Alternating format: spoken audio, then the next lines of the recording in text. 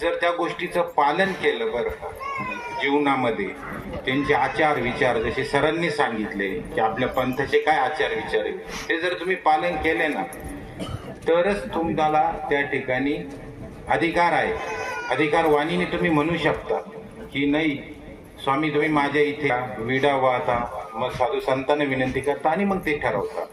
तर मला ही गोष्ट पटली की या ठिकाणी जे काही भंडारी परिवारांनी दिसते श्रद्धा ठेवली नाही, पण त्या गोष्टीचं अनुकरण पण केलं.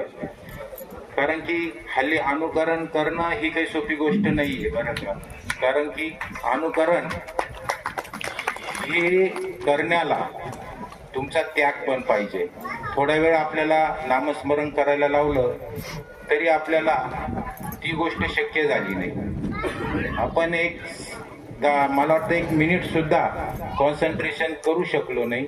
त्याचं कारण आपल्या मनातले प्रापंचिक विचार, कोणी खोकतंय, कोणाचा मोबाईल वाजतोय, कोणाच्या मनात भलतेच विचार येत आहे.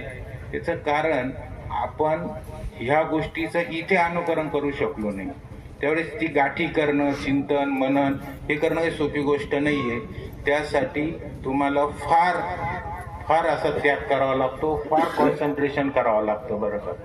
आणि म्हणून मला आनंद वाटला की ह्या भूमीत म्हणजे पतू दादाला यांना हा कार्यक्रम म्हणजे चिठ्ठ्या टाकून आला. तो फार म्हणजे भाग्यवान म्हणायचे ते लोक. कारण की परमेश्वराने शेवटी त्यांनी अनुकरण केलं, फक्त श्रद्धा ठेवली नाही. श्रद्धा ठेवणं वेगळं आणि अनुकरण करणं वेगळं आहे. त्यांनी अनुकरण केलं म्हणून स्वामी इथं आले.